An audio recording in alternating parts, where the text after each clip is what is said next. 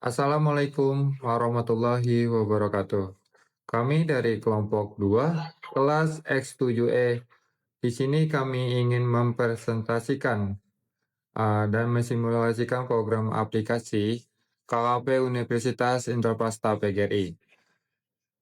Perkenalkan, saya Muhammad Suada dengan NPM 2022 43500 496. Dan saya akan memperkenalkan nama-nama kelompok kami. Assalamualaikum warahmatullahi wabarakatuh. Nama saya Ahmad Badawi, NPM 2022 43500500.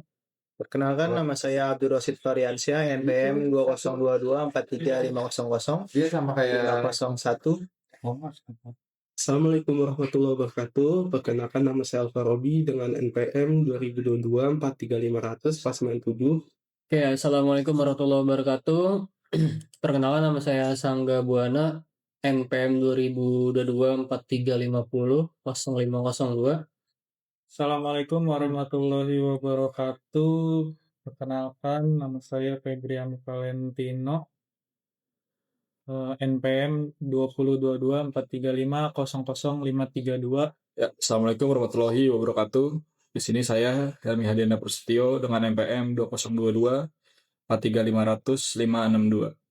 Baik, jadi judul proyek yang akan kami simulasikan adalah pengembangan aplikasi inventaris dan manajemen aset kantor Dewan Pengurus Daerah Himpunan Pengembangan Jalan Indonesia yang disebut DPD HPJI Provinsi DKI Jakarta.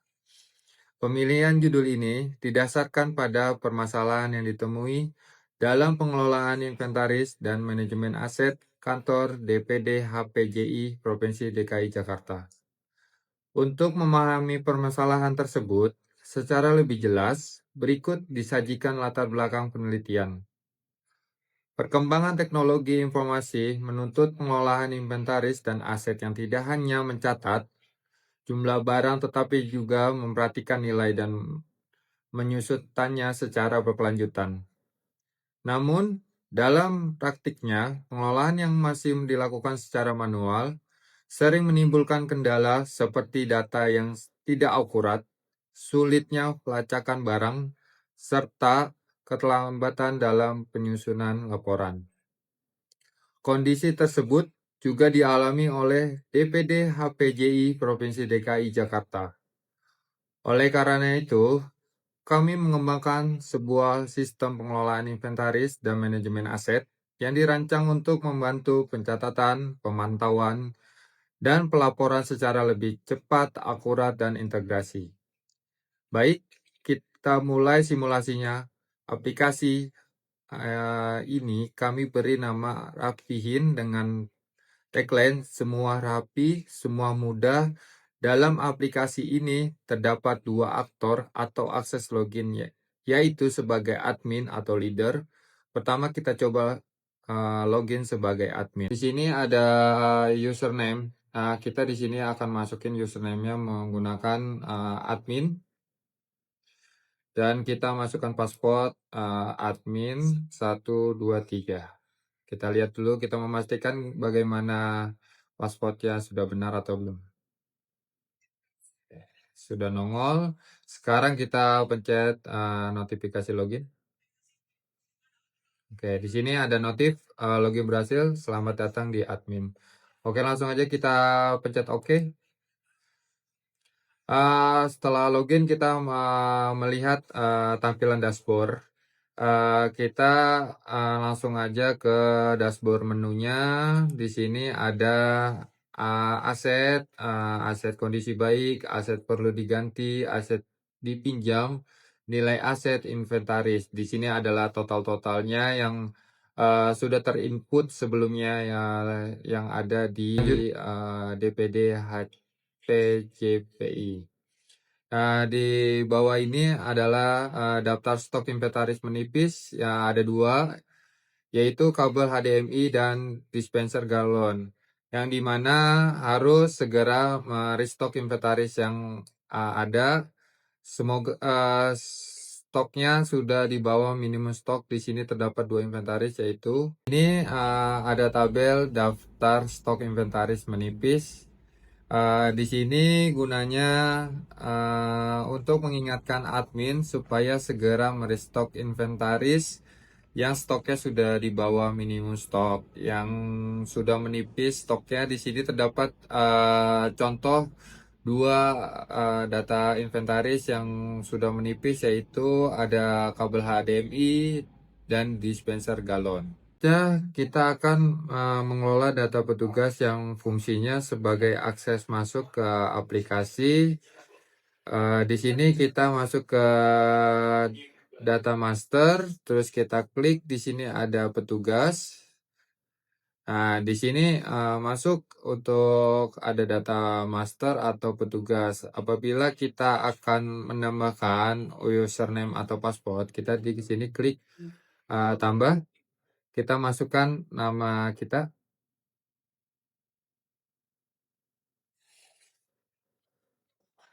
lalu kita buat passwordnya, misalkan Suhada 13.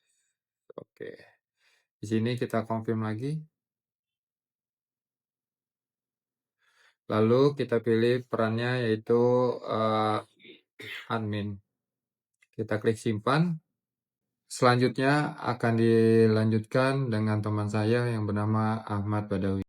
Song ingin menjelaskan yaitu 3 pengguna tentang pengguna data pinjaman aset atau pengguna inventaris, yang kedua supplier, dan yang ketiga yaitu lokasi penyimpanan. Baik, di sini kita masuk ke menu data master, lalu kita klik yaitu pengguna. Nah, di sini ada 3 ikon. Yang pertama ada tambah, ubah, dan hapus. Baik, yang pertama kita akan masuk ke ikon tambah. Sini kita masukkan nama pengguna.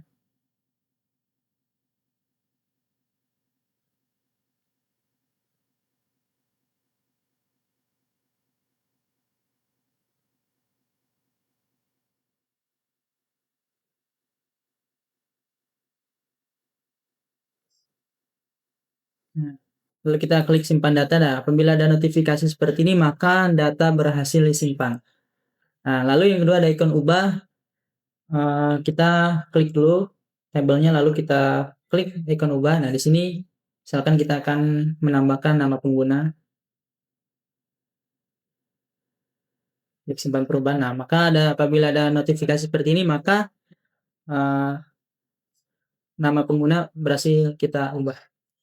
Lalu ada hapus, sama seperti tadi, kita klik dulu tabelnya, lalu kita klik hapus. Apabila ada notifikasi seperti ini, maka hapus, data berhasil dihapus. Lalu yang kedua yaitu supplier. Nah, di sini sama juga ada 3 ikon. Yang pertama ada tambah, ubah, dan hapus. Kita menu yang pertama itu yaitu tambah. Akan kita masukkan nama supplier.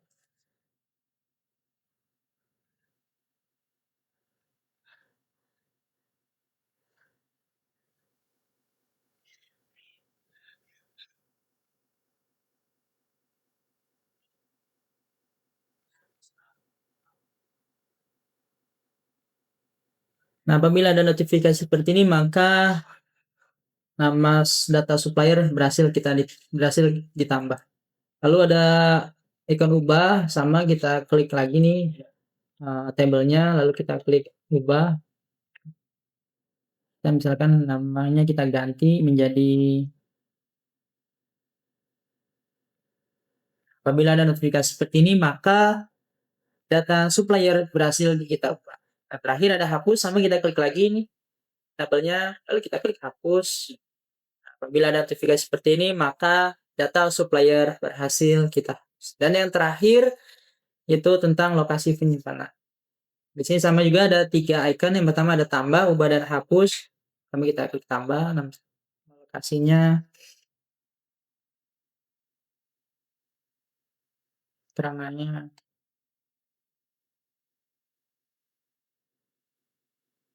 Nah, apabila ada notifikasi seperti ini, maka lokasi penyimpanan, data penyimpanan berhasil kita tambah. Lalu ada ikon ubah, kita klik dulu tabel, lalu kita klik ikon ubah. Dan kita mau menambahkan keterangannya lebih lengkap lagi.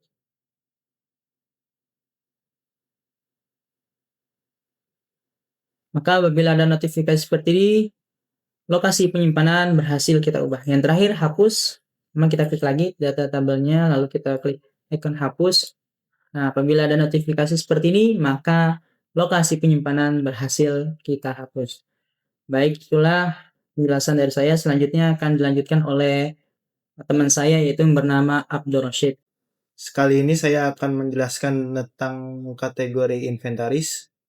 Yang pertama kita di sini klik kategori inventaris dan di sini ada menu tambah, ada tanda tambah, ubah dan hapus. Kita mau menambahkan kategori inventaris terlebih dahulu. Misalnya kita tambahkan kategori perlengkapan dapur.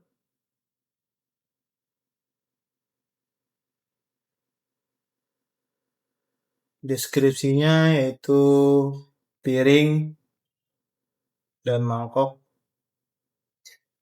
Kemudian kita simpan data, kita klik simpan. Apabila kita ingin membatalkan, klik batal. Kita simpan terlebih dahulu. Kemudian di sini ada notifikasi data berhasil ditambahkan. Kita lihat di sini ada sudah berhasil ditambahkan di dalam tabel. Kemudian ketika kita mau mengubah data kategori inventaris, kita klik pada tabel, kemudian klik ubah.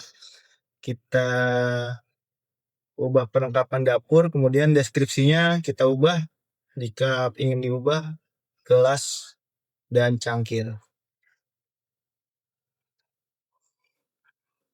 Kemudian kita klik simpan perubahan. Oke, sini ada notifikasi data berhasil diubah. Apabila kita ingin menghapus data di dalam tabel tersebut, kita klik salah satu di dalam tabel ini. Misalnya kita ingin menghapus data perlengkapan dapur, kemudian kita klik hapus, di sini hapus, kemudian kita klik hapus data, dan di sini ada notifikasi apakah Anda yakin ingin menghapus data ini. Kita klik yes, kemudian data berhasil dihapus.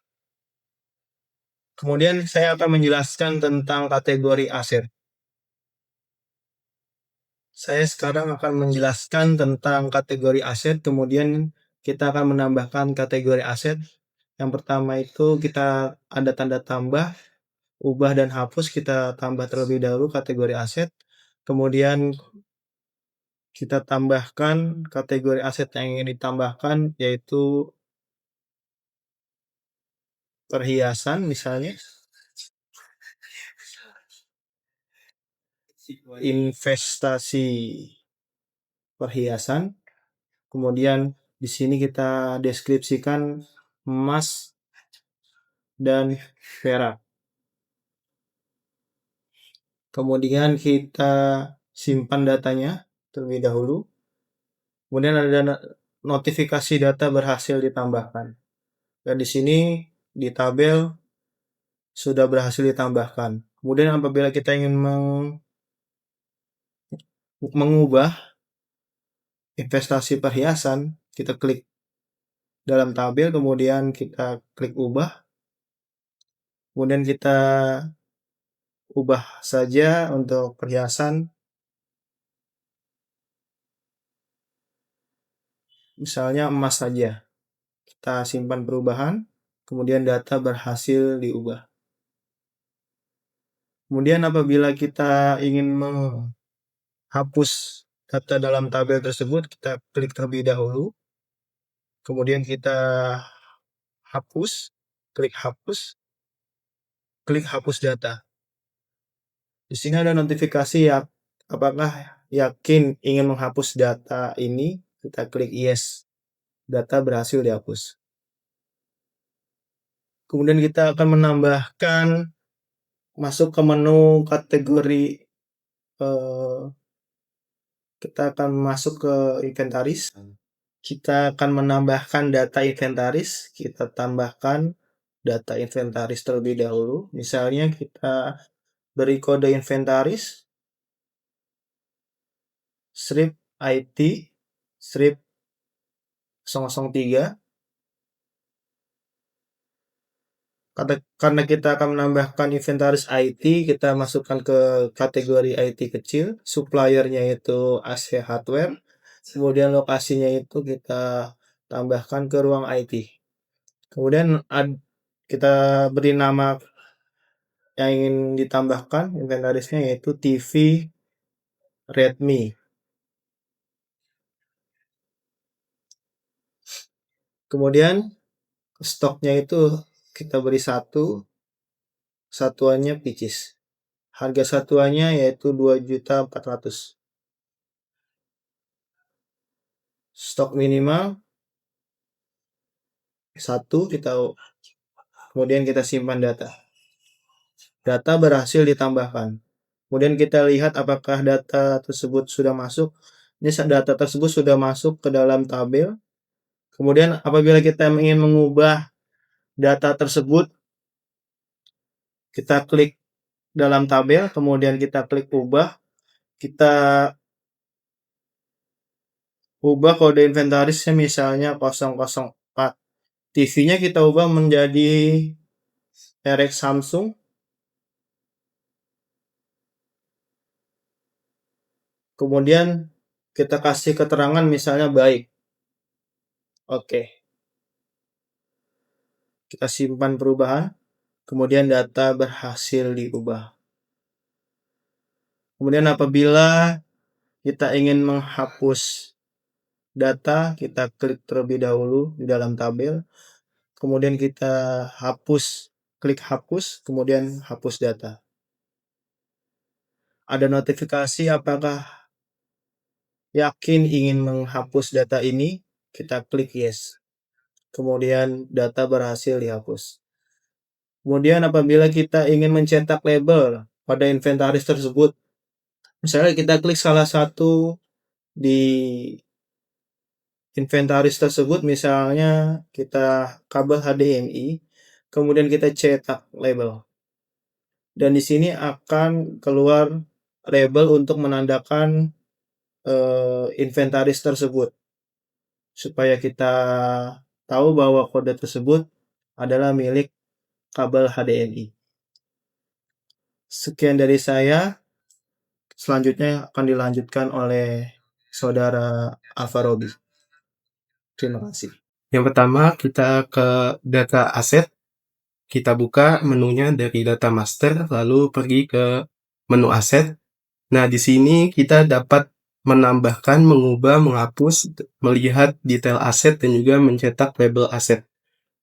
Pertama-tama kita lakukan yaitu kita tambah dulu data asetnya. Misalnya kita masukkan kode asetnya AST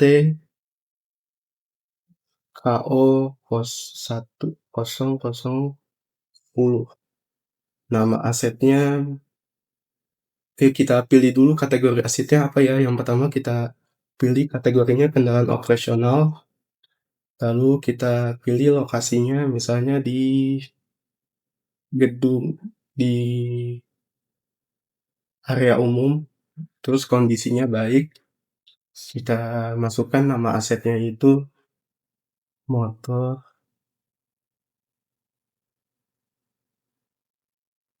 Jupiter Z. Lalu tanggal perolehannya itu misalnya kita memperolehnya dari 2024, 2 Januari 2024. Lalu harga perolehannya misalnya sekitaran 15 juta misalnya. Lalu nilai residunya misalnya 1 juta. Lalu umur manfaatnya misalnya 4. Keterangan motor.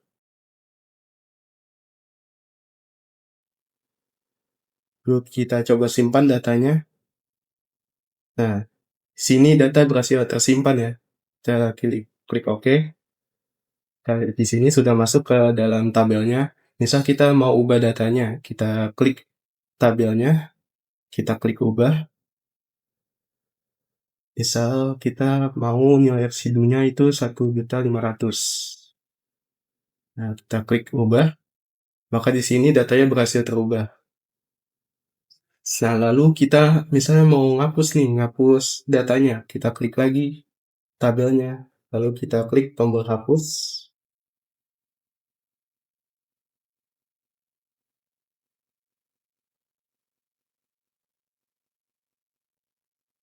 Selanjutnya kita ingin mencetak labelnya, bisa kita cetak label yang tadi kita buat ya, motor Jupiter Z, kita pilih, lalu kita klik tombol cetak label.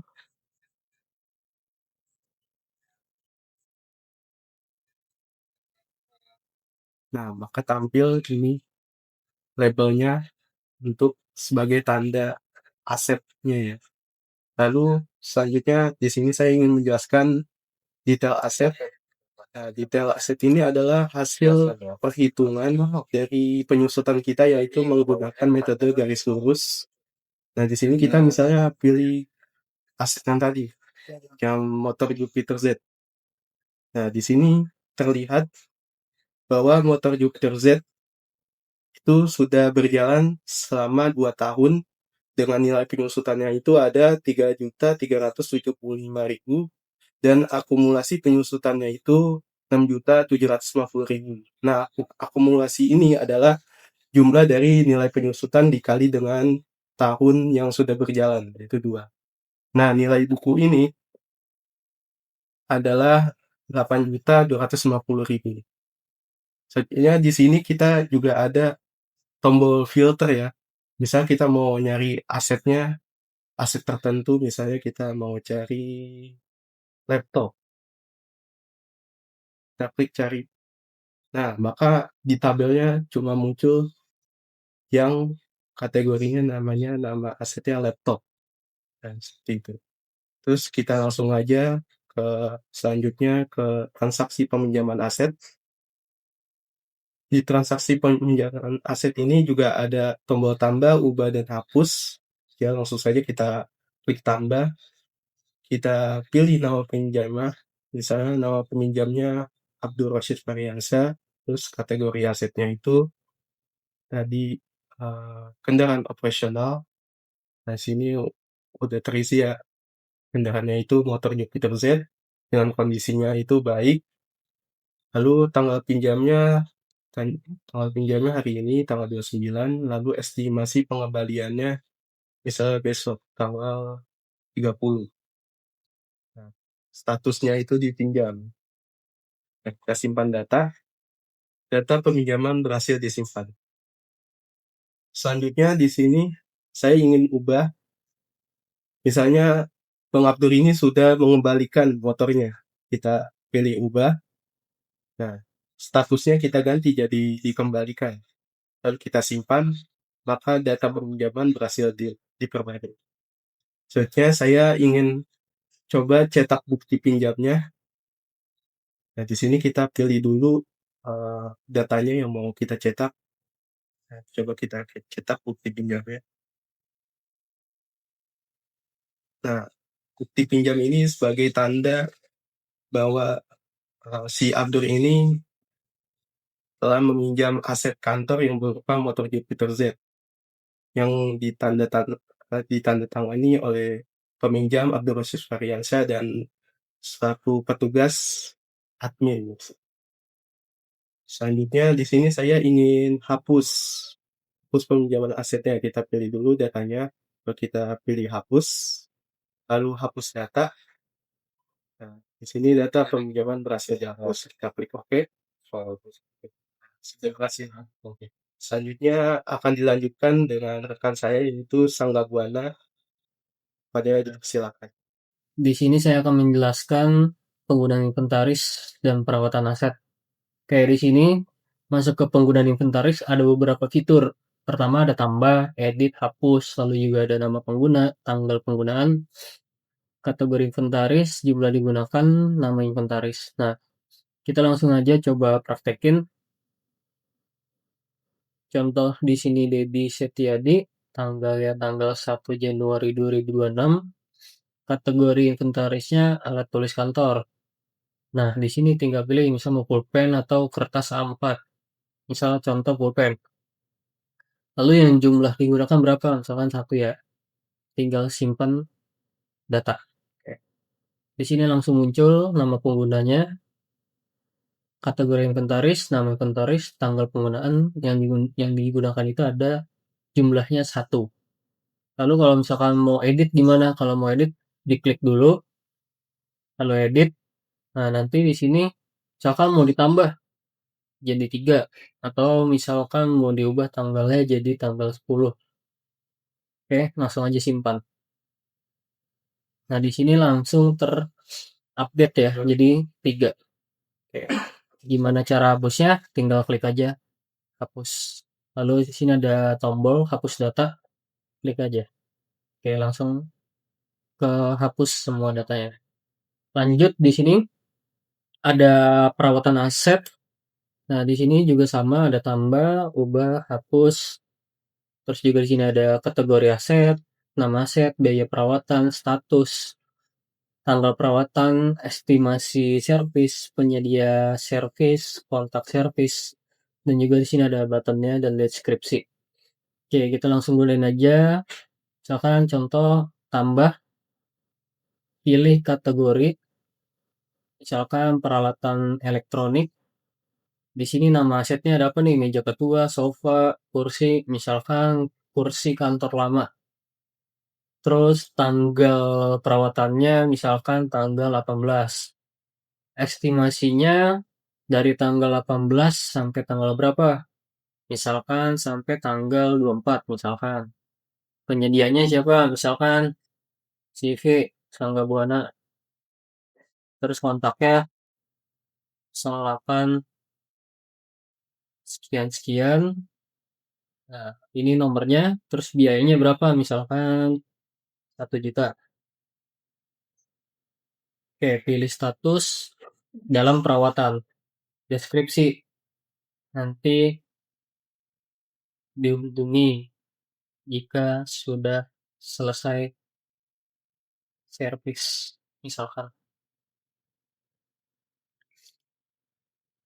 Oke, lanjut lagi ke simpan data. Nah, di sini langsung muncul nih. Ada nomor, kategori aset, nama aset, di sini juga peralatan elektronik, kursi kantor lama, tanggalnya juga ada, penyedia servisnya siapa, kontaknya, biaya perawatan, statusnya apa, dan juga di sini ada deskripsinya. Terus gimana kalau misalkan mau hapus? Mau ngubah? Tinggal klik aja, ubah. Nah, klik ubah. Misalkan mau ganti apa? Misalkan ubah ternyata harganya nggak segini gitu. Harganya 2 juta misalkan ya. Karena dia mungkin kursi kulit kali. Nah, di sini statusnya perawatan. Lanjut lagi ke kalau udah semua ya, langsung aja simpan perubahan. Ntar langsung keganti harganya jadi 2 juta. Oke. Kalau misalkan mau hapus gimana? Kalau hapus ya tinggal klik aja. Terus button hapus data. Oke, paling itu aja penjelasan dari saya yang nanti akan dilanjutkan oleh rekan saya Febrian Valentino. Di sini saya ingin melanjutkan presentasi yang sudah dilakukan dari teman saya. Kita lanjut ke eh, proses selanjutnya ya. Jika kita ingin menjadi seorang leader, ya. Kita logout dulu. Ini sudah tampil form login. Ya, kita login sebagai leader. ID-nya leader, passwordnya leader 123 misal. Oke, kita login. Ya, di sini login sudah berhasil. Ini merupakan tampilan dashboard yang sama seperti di dashboard admin. Selanjutnya kita ke laporan persediaan aset yang sudah dilakukan oleh admin sebelumnya. Di sini ada tampilan datanya ya. Data aset yang sudah diinput oleh admin sebelumnya. Jika kita ingin mencari data aset, kita bisa langsung saja klik beberapa fiturnya. Di sini ada pilih filter nama aset contoh. Nah, di sini muncul beberapa nama-nama asetnya.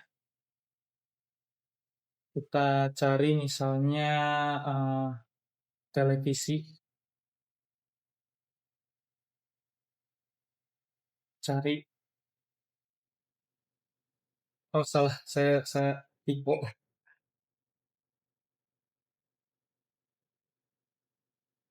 Nah, kita cari ya. Nah, ini sudah muncul ya televisi, berarti berhasil. Jika kita ingin menggunakan fitur yang lain, menggunakan tanggal contohnya, kita bisa naik ke pilihan tanggal di sini, contoh tanggal tahun 2014, tanggal 1 misalnya. Langsung saja ke pencarian. Nah, di sini sudah muncul ya data aset yang diinput oleh admin di bulan Januari tanggal 1 2014. Jika ingin lanjut ke proses selanjutnya, ingin melihat proses cetaknya bisa. Di sini ada fitur cetak. Nah, di sini tampilannya yang ingin dicetak seperti ini ya. Kita geser ke kanan, begini kurang lebih. Nah, di sini ada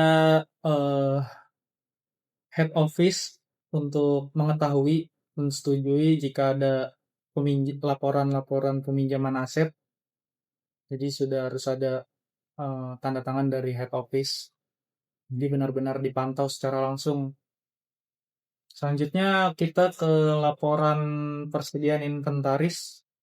Sama seperti laporan persediaan aset, ada pilihan filter, terus juga ada jika ingin mencari menggunakan tanggal, juga ada pilihan tanggalnya. Yang kita coba pilihan filter nama misalkan.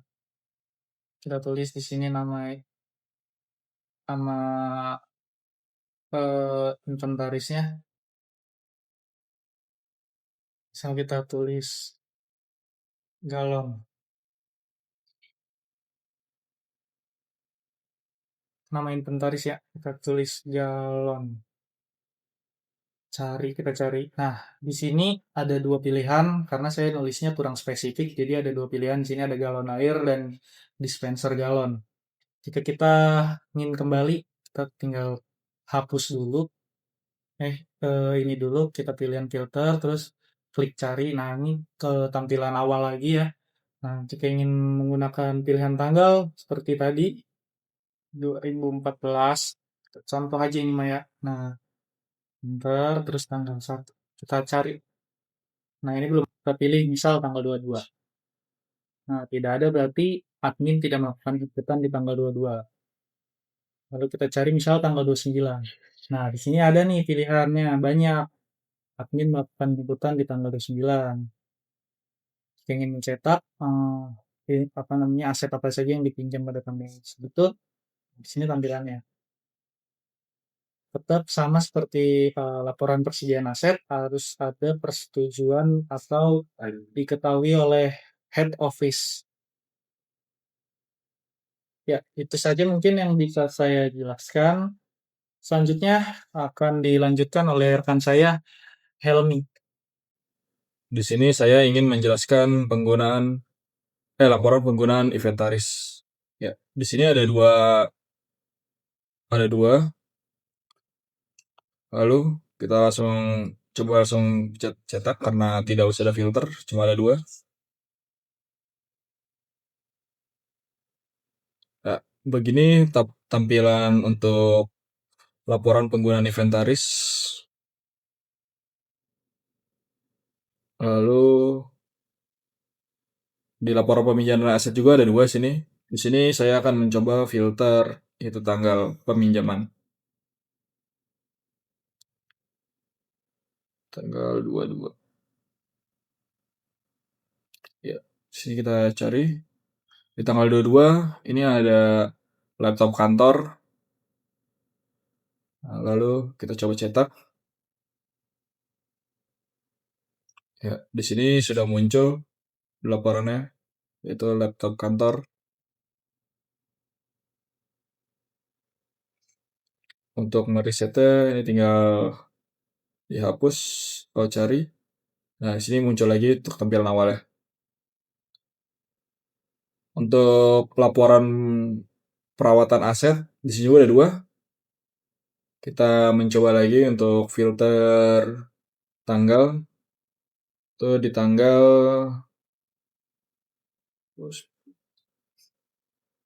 30. Kita cari. Ah, ya. Bisa muncul. Untuk yang tanggal 29, ya kita bisa cari nih. Nah, ya. Sini ada motor Jupiter. Bisa dicetak juga di sini. Ya, untuk penampilan cetakan laporan perawatan aset seperti ini.